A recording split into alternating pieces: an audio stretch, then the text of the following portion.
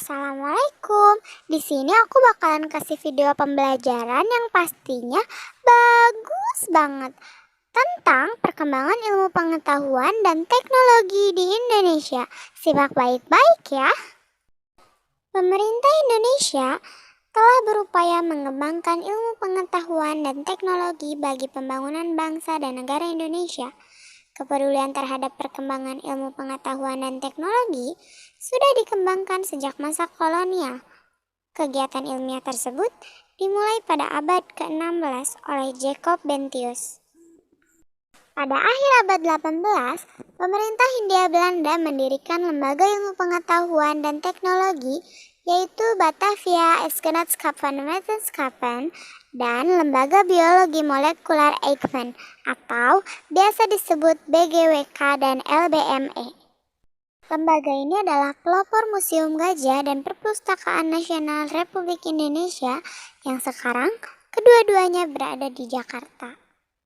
Pada tahun 1928, pemerintah Hindia Belanda membentuk Natuurwetenschappelijke dan Nederlandse India.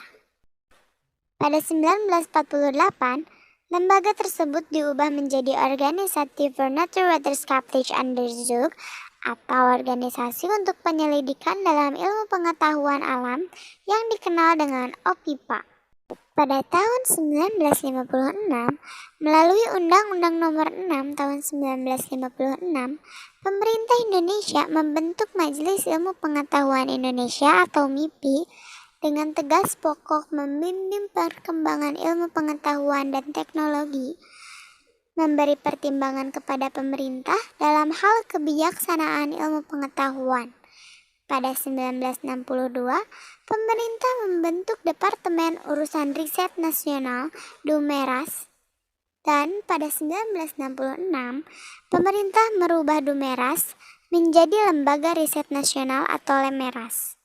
Pada Agustus 1967, pemerintah membubarkan Lemeras dan MIPI melalui keputusan Presiden RI nomor 128 tahun 1967. Kemudian, pemerintah membentuk Lembaga Ilmu Pengetahuan Indonesia atau LIPI berdasarkan keputusan MPRS nomor 18B 1967. LIPI bertugas menampung seluruh tugas Lemeras dan MIPI dengan tugas pokok membimbing perkembangan ilmu pengetahuan dan teknologi yang berakarkan di Indonesia agar dapat dimanfaatkan bagi kesejahteraan rakyat Indonesia.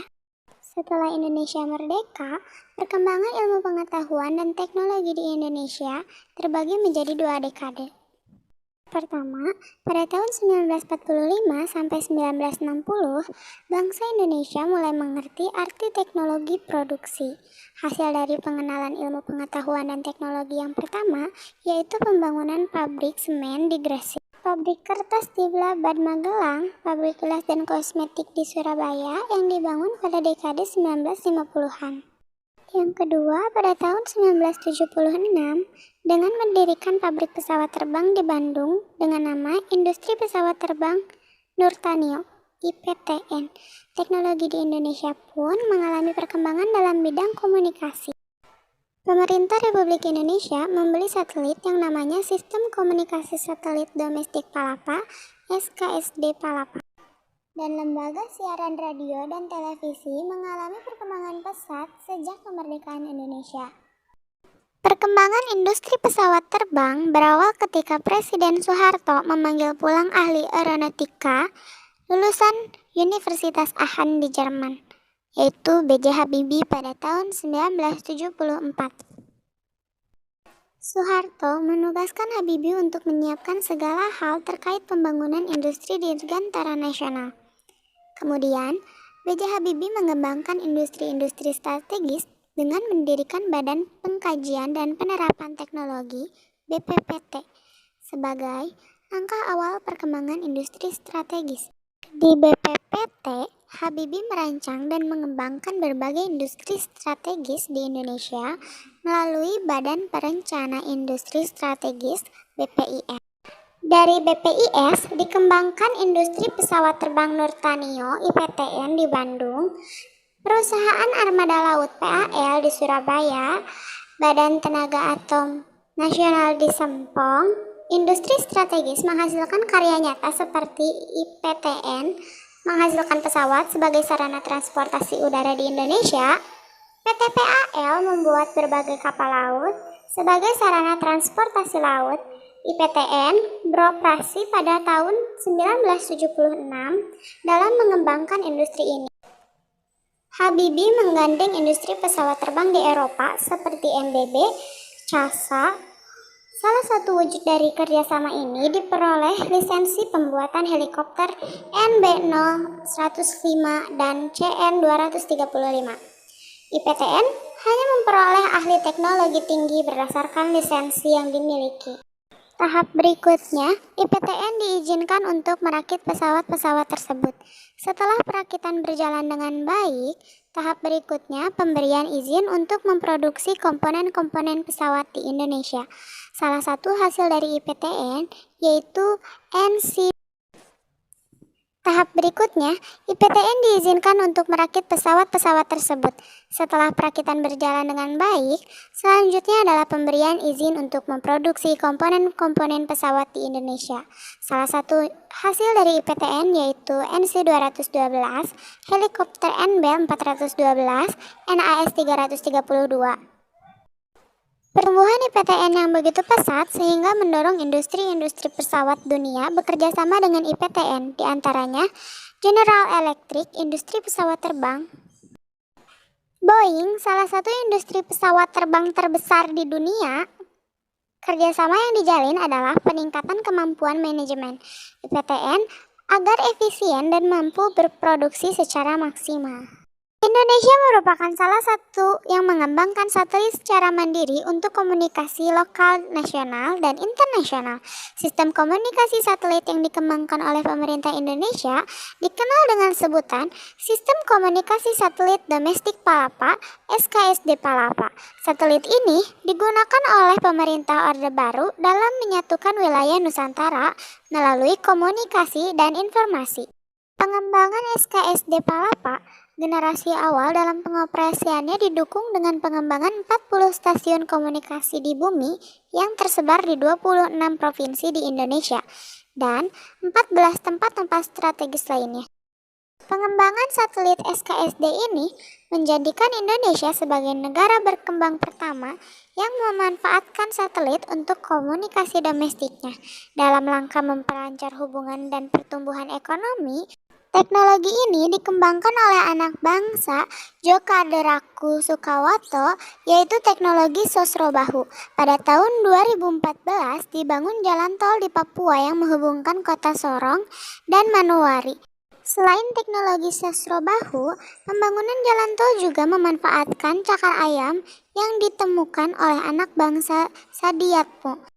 Teknologi cakar ayam digunakan dalam membangun lapangan parkir pesawat di Bandara Juanda, Surabaya.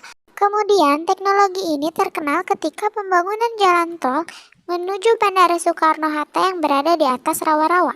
Revolusi Hijau. Revolusi hijau adalah gerakan untuk meningkatkan produksi pangan, terutama jenis makanan pokok. Thomas Robert Malthus mengkaji masalah ini. Beliau mengatakan bahwa pertumbuhan penduduk mengikuti deret ukur, sedangkan pertumbuhan pangan mengikuti deret hitung. Organisasi pertama yang mensponsori kegiatan penelitian tanaman pangan adalah Ford and Rockefeller Foundation. Beliau berhasil mengembangkan berbagai bibit unggul dengan usia pendek sehingga dapat panen berkali-kali dalam setahun. Tahap perkembangan revolusi hijau yang pertama pada tahun 1500 sampai 1800 terjadi penyebaran bibit tanam pangan ke seluruh dunia. Yang kedua pada tahun 1800 sampai 1940. Yang kedua, pada tahun 1800 sampai 1940, Eropa dan Amerika berkuasa. Produksi ini menggunakan teknik ilmiah. Yang ketiga, saat Perang Dunia Kedua dilakukan, seleksi bibit dan persilangan atas genetika varietes lebih unggul. Yang keempat, gabungan tahap kedua dan ketiga digunakan untuk negara berkembang. Perkembangan revolusi hijau di Indonesia. Karena Indonesia adalah negara agraris, maka peningkatan dalam bidang pertanian juga sangat penting. Pada tahun 1979 sampai dengan 1980, pemerintah mengeluarkan program intensifikasi khusus atau bisa juga disebut dengan INSUS untuk dilakukan dalam kegiatan pasca panen dan pemasaran. Selain dari intensifikasi, ternyata Indonesia juga mencetak sawah baru, terutama di daerah Jawa, Bali, dan NTB. Bahkan luasnya sampai 4,3 juta hektar. Dampak revolusi hijau di Indonesia. Dampak positif dari revolusi hijau di Indonesia adalah munculnya tanaman unggul serta menambah penghasilan masyarakat. Adapun dampak negatif dari revolusi hijau yaitu ketergantungan zat kimia serta resistensi hama. Apa saja sih dampak perkembangan teknologi? Dampak positif teknologi terhadap masyarakat pengguna aktif teknologi, misalnya teknologi komunikasi seperti media komunikasi sosial dan situs-situs. Dengan demikian, mereka dapat menyampaikan dan juga mendapatkan informasi secara lebih cepat dan lebih mudah. Seiring berkembangannya teknologi di Indonesia, terasa komunikasi menjadi lebih mudah seiring perkembangan teknologi. Jika kita melihat sisi negatifnya, kemajuan teknologi terkadang membuat orang menjadi malas untuk berkomunikasi secara langsung. Orang lebih memilih berinteraksi melalui handphonenya daripada berkomunikasi dengan orang di sekitarnya. Contohnya, seorang anak sibuk berchattingan dengan teman melalui handphone miliknya daripada berbicara dengan saudaranya saat acara keluarga sedang berlangsung.